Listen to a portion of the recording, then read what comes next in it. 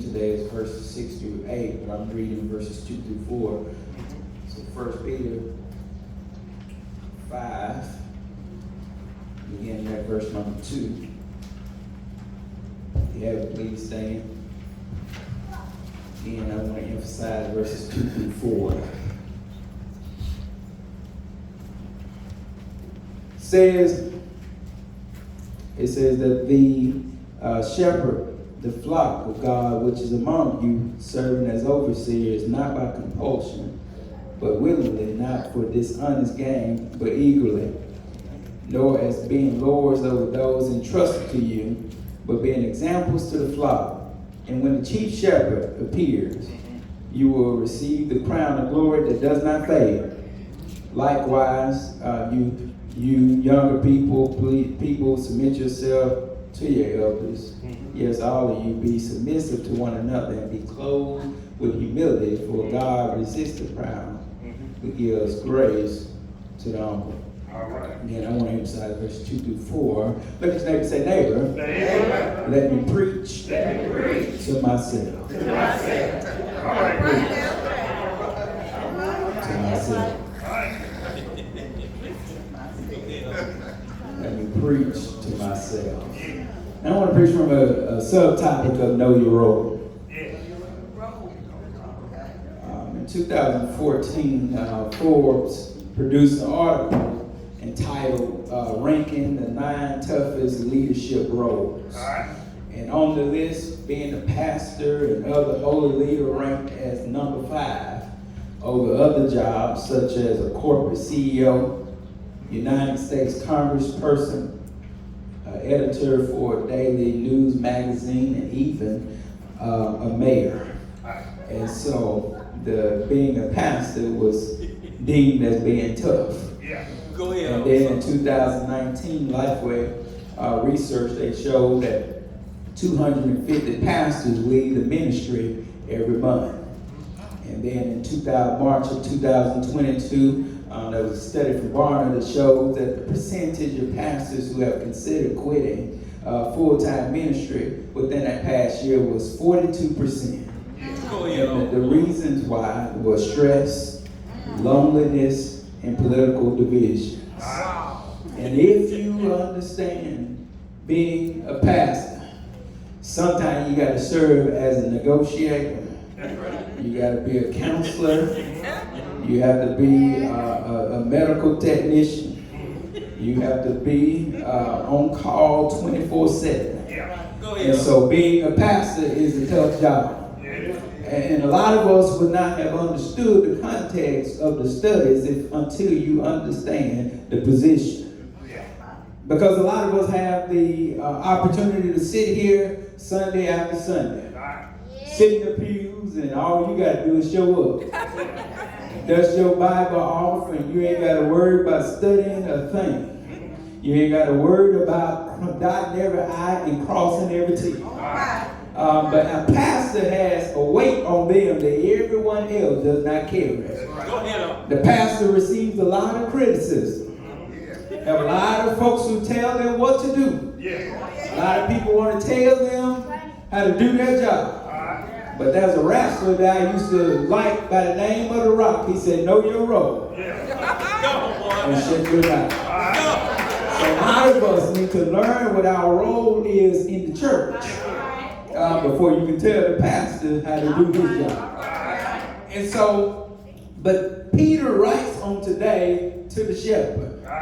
Peter is specifically talking to the elders to begin with. That's why I want to emphasize verse 2 through 4. And so literally, sometimes we'll preach a message to you, but this message here is something that I need to preach to myself. And so let me preach to myself on today. And so this first point is know how to shepherd.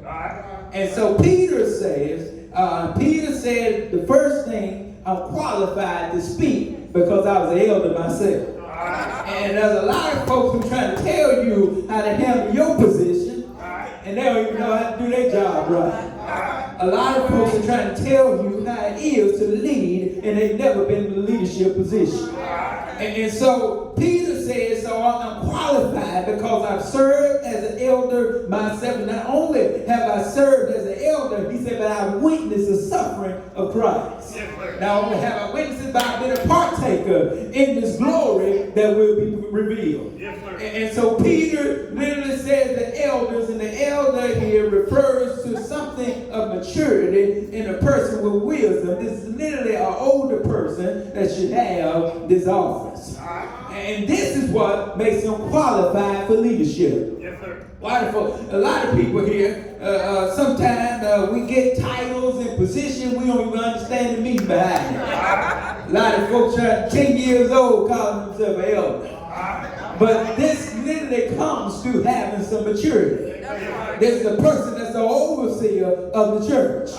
This, what Peter describes, is one that's a church, basically a church administrator, a church leader. And so Peter said, I had to go through things, and a lot of folks, if we look at Peter, we would have not have qualified him for the position. Because Peter was like a lot of us. If you be honest with yourself, Peter was a fighter. I ain't talking about you. Peter was one who liked to cuss, and ain't y'all up today. Peter had some problems. Peter would not have been the first on people's list to be a pastor. Talk to me on today. Peter would not have been someone that would have been called. If they would have said submit a resume, Peter would not have been the first in line. And a lot of us get mixed up because we look at the degrees that folks have on the wall. We want to look at their age and look at how many numbers and letters are behind their name. But a lot of folks will miss out on a good leader trying to look at qualifications. They want folks with a seminary degree, or want people that go to college, and a lot of them haven't even been to college themselves. A lot of us, if we have, would not have been qualified if Jesus would have been checking some boxes. And so Peter said, I'm qualified because I've been qualified by God. He said, I saw Christ had to go through. I saw him. I walked with him. I talked with him. I slept with him on today. He said, not only that, but I had to participate in his glory. What are you talking about, Peter? When Peter messed up, it said that Jesus redeems him on today. And so as Peter began to speak, Peter said, this is the responsibilities of a shepherd. Yes, sir. And so part of being a shepherd is knowing your role. That's right. So the pastor is not the usher. That's right. The pastor is not the deacon. The pastor is not in the finance office trying to put their hands in that. But the pastor's responsibility is literally to guide your soul. And so Peter says, your role is simply to care for the flock. And the reason why a lot of folks trick themselves out of their position is because they're trying to do too many things. If you would just cooperate with folks sometimes, people will cooperate with you. And so literally he tells them here in Israel, as a shepherd, the shepherd was responsible for leading the sheep. That's right. The shepherd did not lead from the back, but the shepherd led in front. That's right. And the reason why the shepherd led in front, because the shepherd was responsible for a couple of things. He was responsible for feeding the sheep, protecting the sheep, and guiding the sheep. So you got to understand about the sheep, because a sheep can get easily lost if they're not led. A sheep can't protect themselves. A sheep has some sensory, it's got some things going on with him. A sheep can literally be described as a dumb animal. And if the shepherd was not there, the sheep would have been lost a lot of times. And here's the thing, and Peter understood what it meant to be shepherded, and Peter understood what it meant to be qualified, because when God told Peter, when Jesus told Peter, you're going to deny me, Peter said, no, Lord, no, I won't deny you. No, but every time Peter denied the Lord, it said Peter got a little bit farther away from that courtyard. And Peter thought about what the Lord had said, and when that rooster crowed twice, watch this on today. Peter said, Lord, he told me that I was going to deny him. Watch what happens. But Jesus did not leave him in his condition. That's right. Jesus picked him up, and Jesus said, Peter, if you love me, feed my said, I ain't asked you that. Peter, if you love me, feed my sheep. And so Peter said, Lord, now I'm starting to get really irritated with you. And Jesus said, if you love me for the third time. He said, Simon, do you love me? He said, Lord, you know I love you. He said, I do all these things for you. He said, but if you love me, feed my sheep. The Lord was just redeeming him back to himself. And a lot of us, as I told Pleasant Grove on this morning, that God did not just break us down, but he was able to build us back up. Now, aren't you glad that God didn't leave you in your condition? And God was qualifying us. None of us would have been worthy, but God said, I got something for you to do on today. And so, watch what Peter said. Watch what Peter said. We look at the verse. He says, shepherd the flock. He says, serving as overseers. So watch what he says. He said, not by compulsion, but willingly, not for dishonor gain, but eagerly.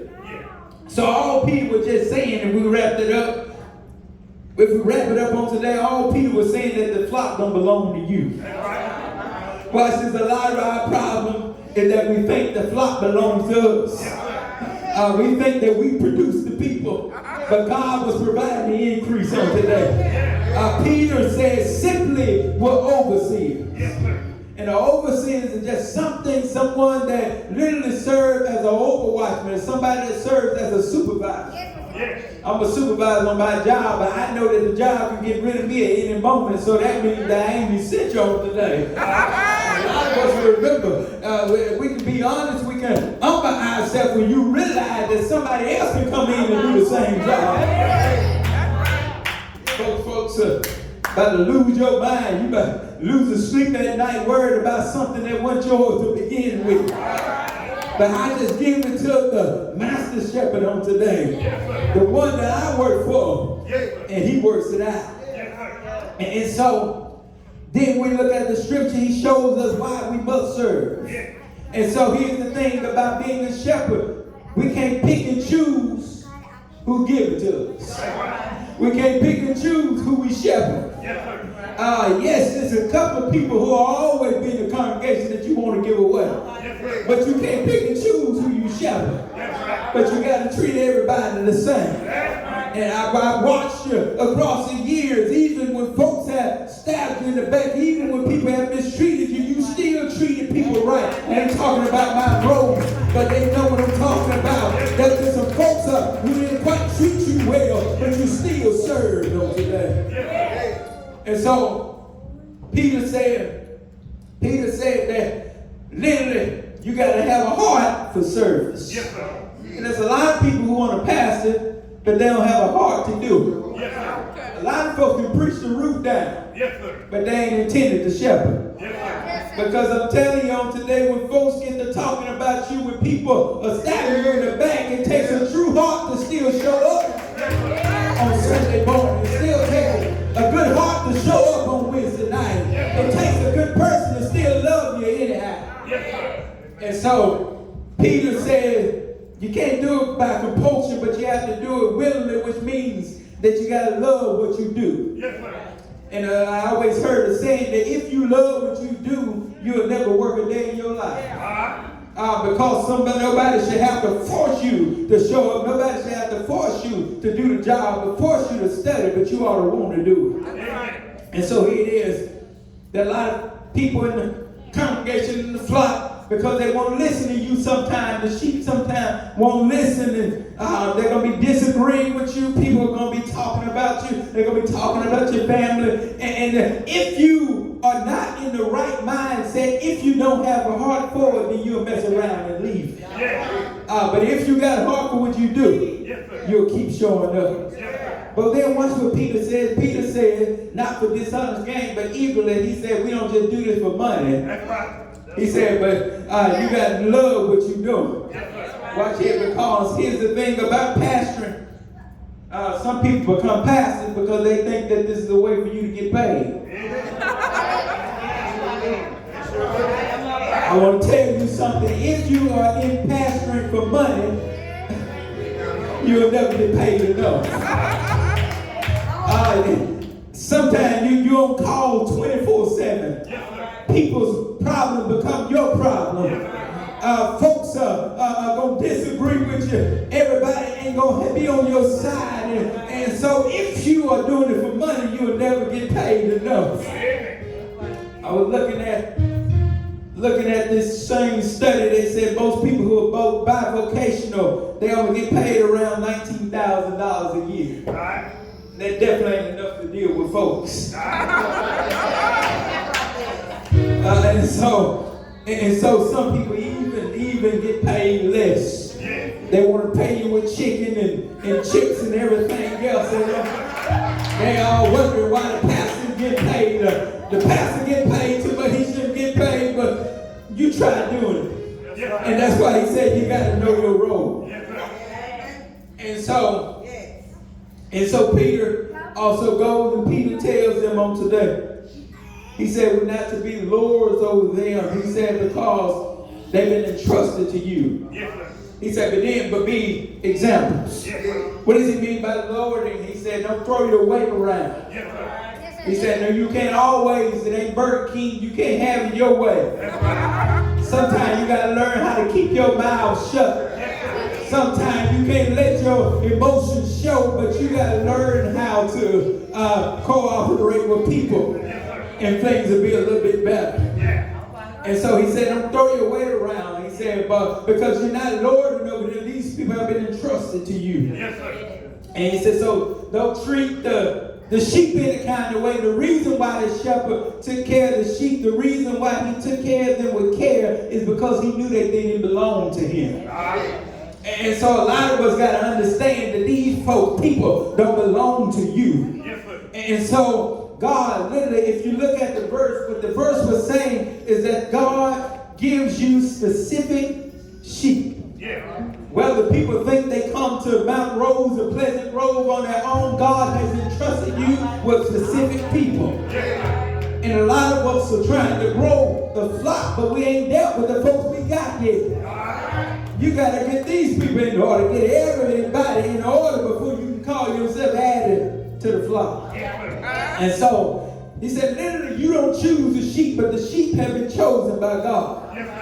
And so he tells them, he says, shepherd, you got to lead by example. He said, you've been chosen to serve. You've been chosen to serve as an example to the sheep. And here's the thing about the sheep. If you lead correctly, the sheep gonna follow. And a lot of our problem, a lot of pastors' problem is that they don't know how to lead correctly. And folks ain't gonna ever follow you if you don't know how to lead. And so sometimes you gotta just trust in God to lead you in the path that you should go. And here's the thing, Peter said, here's your reward that you're gonna get if you lead right and you treat the sheep right. He said you're gonna receive a reward that cannot fail.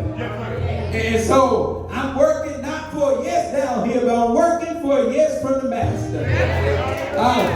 Pleasant Grove can't pay me enough, but I'm working for a yes at the end of the finish line. Paul described to Timothy in 2 Timothy 4:8. He said, finally there laid up for me a crown of righteousness, which the Lord, the righteous judge, will give me on that day. And to me only, not to me only, but to all those who have loved his appearing. So I'm not working to get a pat on the back. I'm not working for money. I'm not working for a yes, but I'm working to hear him say one day, servant, well done. So then the second point is know your role. Watch this. Paul literally switches from talking to the elder to talking to the people. And so we're going to preach to y'all on today. Peter describes them as younger members. He said, you younger people, submit yourself to the elders. He said, yes, all of you, be submissive. See, a lot of folks' problem is that they think that the preacher's the only one that got to be on. And so Peter said, because they can always point out what you have done wrong, but ain't nobody checking them Monday through Saturday. So stop looking at what I'm doing and start focusing on yourself. And so Peter said younger people, which means younger people just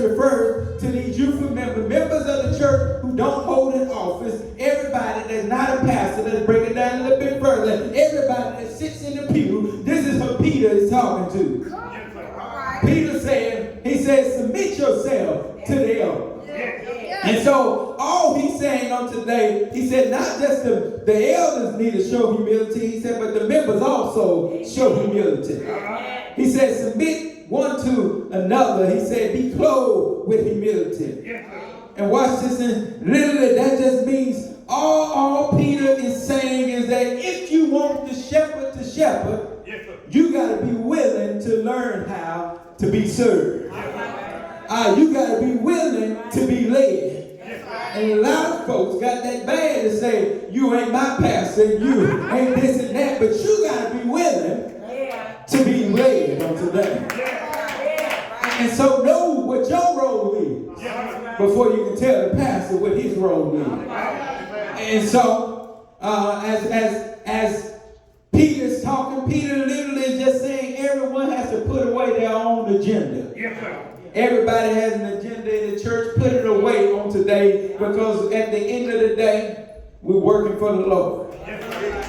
He literally just saying, let the pastor serve the sheep. He said, then people, you got to be willing to be served and to let the pastor serve. And when he says to be clothed with humility, this is just all he's doing, referring back to what a slave would do when they were put on an apron before they served. This is just a willingness to serve others. And so this person has to be willing to perform the lowest of tasks. And then not only that, but they put the focus on other people.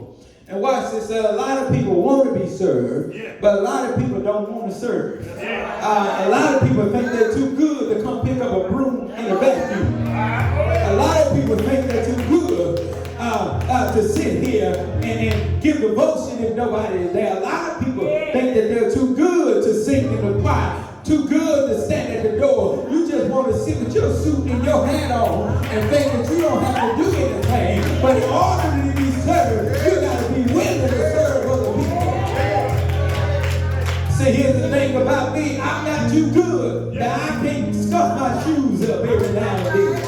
I'm not too good where I can't take my suit jacket off and pick up a chair. I'm not too good where I can pick up some towel off the floor. But if you want folks to learn how to be behind you by an example, you got to learn how to serve other people. Here's the thing about pride. Pride and humility don't go together. The two don't hang out. They don't correspond with each other. God doesn't like the proud. Watch what the verse says. He said, because God resists the proud, but gives grace to the humble. And so Peter said that God don't like folks who too proud and puffed up on today. But I'm glad on today, as I told Pleasant Road, that God can take the person that's nothing and make them into something. That person who we said was going to amount to anything, God can clean them up from the inside out. As long as you humble yourself, God can do something with you. And so Peter said, I've been there in my life, but God has used me. Peter was a product of grace. And if you will be honest on today, a lot of us, the reason why we're living is because we're a product of grace. If God had to show grace for us, you'll still be in the midst of your sin. But God said, I'm not too good. Well, I can't go on my own to save you on today. And so Peter literally said, go to verse 6, he said, therefore humble yourself under the mighty hand of God, that he may exalt you in due time. Watch this. And so Peter is dealing with some folks who's going through suffering. Peter dealing with people who are going through persecution. And I want to tell you, as a Christian, you're going to go through some things. You're going to be persecuted. You're going to be talked about. Even in the world, you're going to be humiliated. But God said, just go ahead and resist all that. Humble yourself under the hand of God. Because I want to tell you, God can't handle, you can't handle people like God can handle. But in due time, God will lift you up. You may have it down right now, but he said, whatever you're going through, verse number 7, he said, whatever you're going through, whatever you've been through, is no match for the Lord, because all you got to do is cast your cares upon the Lord. And he said he cares for you. Sometimes I can't call the members up on the phone.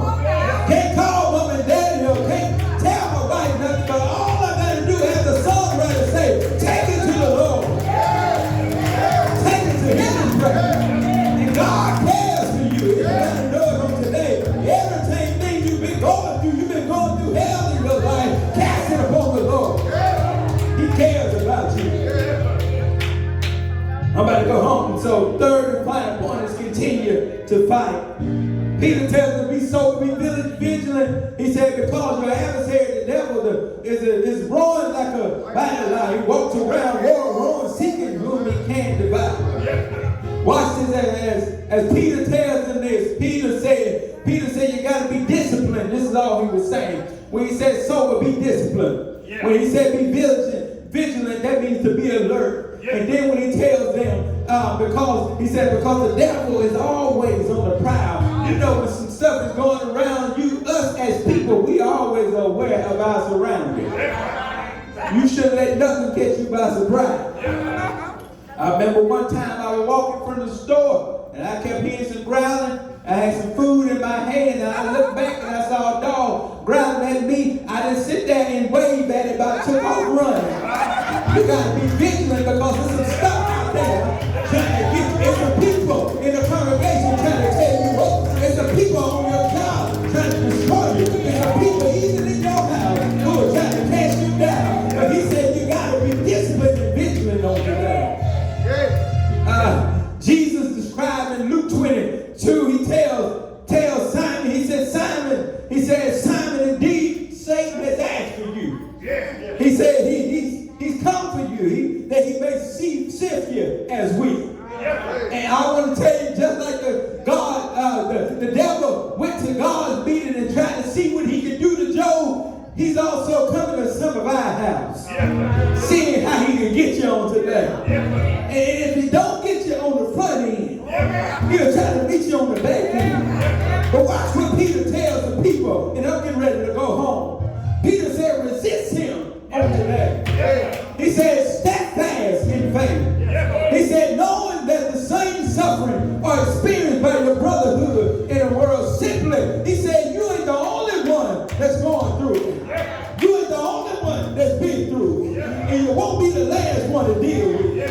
And so Peter said, stand fast and continue to fight. I want to tell you about Rose, and I want to tell you on today, continue to run for the Lord. He said, everyone that calls themselves a Christian has to endure the same thing. John says on today, he said, you are of God. Little children, he said, and have overcome them because he who is in you is greater than he that is in the world.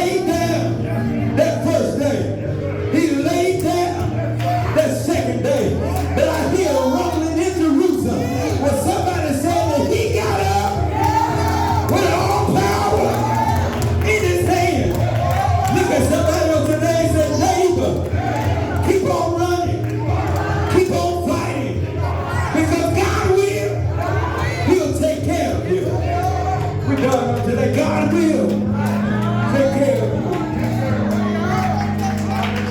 We look at 14. 14 is a double completion. God will complete some things that some folks probably told you one would be here nothing but a year. But God took care of you. Folks are criticizing people, treating you wrong, but God took care of you. And so that's the reason why I'm running on today, because I'm working for a crown that won't fade away. When God appears, everyone who has remained humble, Peter told them, he said, you're going to get a crown that won't fade. From the lay member to the pulpit, God will give us a crown. And that's what I'm working for.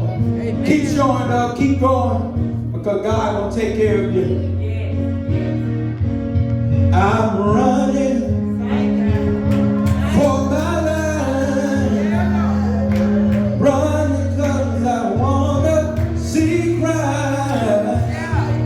And I made up in my mind, I'm gonna run while I still got time. I'm gonna run. Come on, help me out on today. Say I'm gonna run. I said I'm gonna run. I said I'm gonna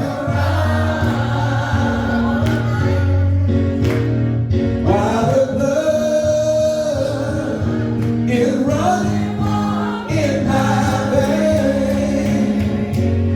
Listen here. When these eyes of mine are closed, in the blood in my veins is cold, I'm gonna step back out of like that door.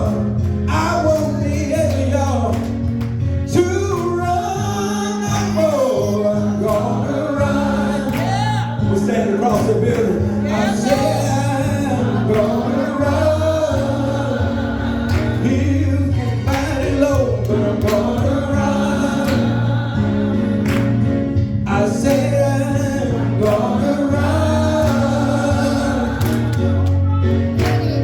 while the blood is running in my veins. It's my favorite part of the song.